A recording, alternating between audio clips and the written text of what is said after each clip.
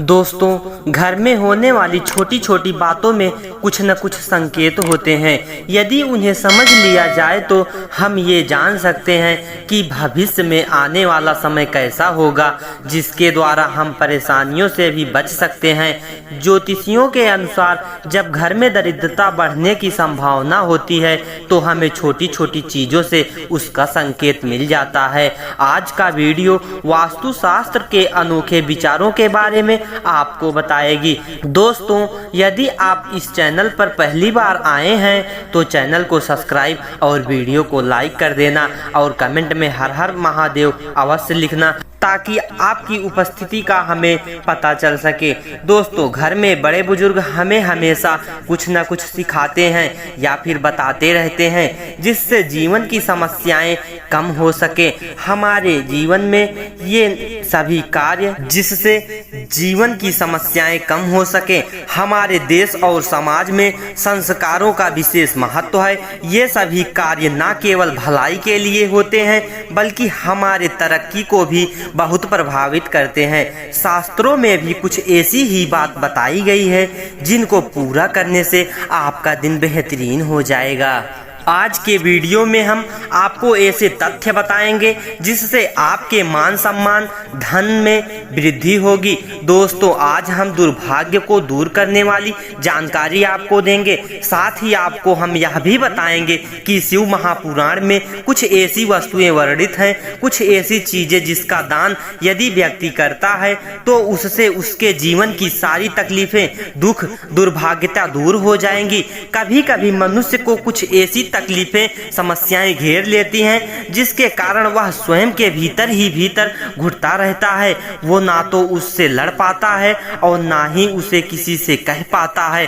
तो दोस्तों, महादेव की पूजा पाठ और आराधना करने से समस्त पाप और कष्ट दूर हो जाते हैं। दोस्तों, यह कहने वाली कोई ऐसी बात नहीं है जो केवल आप हवाओं में कह दें और वो उछल जाए। महादेव यानी शिवलिंग एक ऐसी चीज है जिसके पास बैठकर हम अपने कष्ट को कह सकते हैं। सबसे बड़ी बात विश्वास की है। अगर आप शिवलिंग पर विश्वास करते हैं, शिव महापुराण पर विश्वास करते हैं तो निश्चित रूप से जो आपसे गलती हुई है या आपको कष्ट हुआ हो तो आप शिवलिंग के पास बैठकर सोमवार के दिन से पूजा पाठ करना शुरू करें तो निश्चित रूप से वो दूर हो जाते हैं। आज हम दुर्भाग्यता को दूर करने वाला शिव पुराण में वर्णित एक विशिष्ट चमत्कारी उपाय आपको बताने जा रहा हूँ। कुछ ऐसी वस्तुओं का दान आपको बताने जा रहा हूँ जिसे दान करने से आप प्रत्यक्ष या अप्रत्यक्ष कष्ट से जूझ रहे हैं वो दूर हो जाएगा। अब आप सोचेंगे कि शिव महापुराण में ऐसा क्या है। दोस्तों, हम आपको बता दें कि शिव महापुराण में शिव जी की विस्तृत चर्चा है। शिव जी के बारे में विस्तार से बताया गया है, जिसमें ऐसी 6 वस्तुओं का वर्णन किया गया है जिसका दान करने से आपके समस्त जीवन में दुख कष्ट दूर हो जाएंगे। दोस्तों, शास्त्रों में जिसे दानी महादानी कहा जाता है वो लोग दान के द्वारा, पुण्य कर्म के द्वारा आज भी जाने जाते हैं। जैसे कर्ण को ही ले लीजिए, कर्ण को महादानी कहा जाता है। राजा बलि और राजा हरिश्चंद्र को कौन नहीं जानता है। उन्हें सबसे बड़ी दानी की संज्ञा दी जाती है। स्वप्न में देखने के बाद वे अपने पूरे राज्य का त्याग कर देते हैं। ऐसे भी दानी हमारे समाज में होते हैं, पर दान का यह अर्थ बिल्कुल भी नहीं है कि वो अपनी श्रद्धा और शक्ति से ऊपर दान करे। कोई भी दान व्यक्ति को हमेशा स्वयं के सामर्थ्य के अनुसार ही करना चाहिए। आपको एक चीज और बता दें कि यदि आप कोई भी दान करते हैं तो अपने शास्त्र के अनुसार आपके किए हुए दान 100 गुना आपको वापस प्राप्त हो जाता है। इसलिए कभी ये नहीं सोचना चाहिए कि दान करने से आपका भंडार कम हो जाएगा। ऐसा बिल्कुल नहीं सोचना चाहिए। शिव पुराण में ये भी कहा गया है कि यदि आप शिव जी पर कोई भी वस्तु अर्पित करते हैं या उनके नियमित कोई भी वस्तु का दान करते हैं तो निश्चित रूप से उसका 100 गुना वापस आपको मिल जाता है। तो जब शास्त्र में लिखा है कि वो आपको वापस मिल जाएगा, तो फिर आपको अवश्य यह दान करना चाहिए। तो अब आगे हम आपको यह बताते हैं कि क्या चीज हमें दान करना चाहिए, क्या परेशानी दूर होती है और कैसे हमारा दुर्भाग्य ठीक होता है। पहला है नमक। नमक का दान करने से यदि व्यक्ति प्रत्यक्ष या अप्रत्यक्ष रूप से जूझ रहा हो तो उससे वो दूर हो जाता है। अप्रत्यक्ष का अर्थ है कोई ऐसी तकलीफ जो हम अकेले जूझते हैं, स्वयं उसमें घुटते रहते हैं, किसी को बता नहीं पाते, तो ऐसी समस्याएं में हमें सोमवार के दिन नमक का दान करना चाहिए। इससे आपकी परेशानी, दुख, गरीबी दूर हो जाती है। नमक का दान आपके समस्त दुर्भाग्य को दूर करने में सहायक होता है।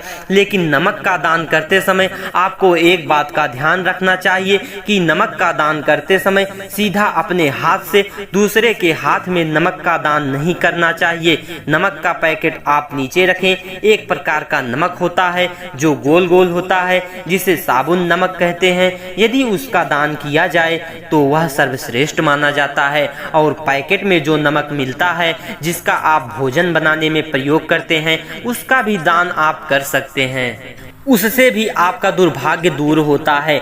दूसरा है गुड़। गुड़ का दान करने से हमारे इष्टों में मधुरता आती है, वो दूसरों के साथ अच्छे होते हैं। ये रिश्ते किसी के साथ में हो सकते हैं। यदि पति पत्नी के बीच हमेशा आपसी क्लेश होता है, लड़ाई झगड़े होते हैं और बात तलाक तक आ जाती है, तो इसके लिए आप महादेव की शरण में जाएं। महादेव देवों के भी देव हैं, वो आपके समस्त दुखों को दूर कर देते हैं। उदाहरण के लिए यदि कोई भी व्यक्ति लंबे समय से बीमार है, वो किसी ज्योतिषियों के पास भी जाते हैं और अन्य जगह भी जाएंगे तो वो भी यही कहेंगे कि महादेव की शरण में जाओ, महामृत्युंजय का जाप या अनुष्ठान कराओ, रुद्राभिषेक कराओ। वो आपको किसी अन्य जगह जाने के लिए नहीं कहेंगे, केवल शिव जी की ही शरण में जाने के लिए ही भेजेंगे। तो इसी से आप समझ लीजिए कि यदि आपका रिश्ता तलाक तक आ गया है, वो ठीक नहीं होगा, तो उपाय के लिए हम आपको यही कहेंगे कि आप महादेव की शरण में जाएं, तो निश्चित रूप से आपकी समस्त समस्या दूर हो जाएगी। बस आपको सोमवार के दिन महादेव को गुड़ का दान करना है, महादेव को गुड़ अर्पित करना है। इसलिए इस बात का ध्यान रखें कि चाहे कोई भी रिश्ता क्यों ना हो, यदि उसमें आप मिठास चाहते हैं तो सोमवार के दिन महादेव को गुड़ अर्पित करें। साथ ही गुड़ और रोटी गाय को भी खिलाना चाहिए। ऐसा करने से भी आपके रिश्तों में मधुरता आती है, लक्ष्मी की प्राप्ति होती है। तो ये उपाय भी आप कर सकते हैं। तीसरा है तिल। अगली चीज जो शिव पुराण में वर्णित की गई है वो तिल है। तिल का दान करने से व्यक्ति का आत्मसम्मान बढ़ता है। आपने देखा होगा कि कभी कभी व्यक्ति के पास ज्ञान होते हुए भी उसका आत्मविश्वास डगमगाने लगता है, वो घबरा जाता है। कभी कभी बच्चे पढ़ाई में अच्छे होने के बावजूद भी जब किसी के सामने जाते हैं या कहीं इंटरव्यू देते हैं तो उस समय उनका आत्मविश्वास कम हो जाते हैं, पीछे हट जाते हैं। तो इस परिस्थिति में आपको सोमवार के दिन काले तिल या सफेद तिल का दान करना चाहिए। यदि आप काले तिल का दान करना चाहते हैं तो उसके लिए आप शनिवार का दिन भी उत्तम है, आप उस दिन भी काले तिल का दान कर सकते हैं। चौथा है घी। घी का दान करने से बीमारियां दूर होती हैं। यदि आपके घर में या अन्य कोई भी बच्चा है जो हमेशा सर्दी बुखार अन्य बीमारियों से परेशान रहता है तो उससे आप घी का स्पर्श करा के उसे दान कर सकते हैं। घी में भी यदि आप गाय का घी दान करें तो वह बहुत ही शुद्ध माना जाता है। तो दोस्तों, इस तरह का दान करने से आपकी समस्याएं दूर होती हैं। महादेव पर भी घी का दान करने से आपकी बीमारियां परेशानियां सब दूर हो जाती हैं। साथ ही लक्ष्मी जी की भी प्राप्ति होती है। जैसे कि हम सभी को पता है कि महादेव को पंचामृत से अभिषेक किया जाता है, इसमें घी भी शामिल होता है। इसलिए महादेव को घी भी अर्पित करना चाहिए, उससे वो आपकी समस्त मनोकामनाओं को पूर्ण करते हैं। तो दोस्तों, इस तरह का दान हमें सोमवार के दिन करना चाहिए। आगे का दान बताने से पहले यदि आपने अभी तक हमारे चैनल को सब्सक्राइब नहीं किया है तो सब्सक्राइब जरूर कर लें ताकि हमारी वीडियो आप तक सबसे पहले पहुंच सके। और वीडियो को लाइक भी कर दें ताकि हमें भी पता चल सके कि वीडियो आपको पसंद आ रही है। पांचवा है अनाज।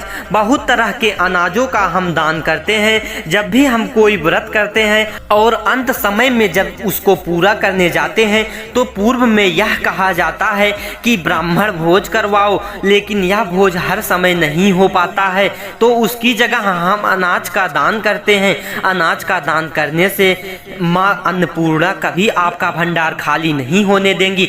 जैसा कि हम सभी जानते हैं कि माँ अन्नपूर्णा शिव जी की अर्धांगिनी है, माँ जगदम्बा स्वरूप है और उन्होंने भगवान शिव जी को ये वरदान दिया था कि जो व्यक्ति उनका सम्मान करेगा, उनका अनादर नहीं करेगा, उनका भंडार हमेशा भरा रहेगा। अब इसका अर्थ ये है कि आपका घर सदैव अन्न एवं धन से भरा रहेगा। अन्न और धन को जोड़कर इसलिए देखा जाता है कि जिस व्यक्ति का जो खान पान का वैभव है वो भरा रहता है, उस घर में धन की, माँ लक्ष्मी की भी कोई कमी नहीं रहती है। इस प्रकार का दान आप शिव पुराण में बताए गए यानी कि सोमवार के दिन जरूर करें। यदि इसका दान आप करेंगे तो निश्चित ही आपकी छाती फैलेगी और आप जिस समस्या से परेशान हैं वो दूर हो जाएगा। लेकिन धीरे धीरे, क्योंकि जल्दबाजी से कुछ नहीं होगा।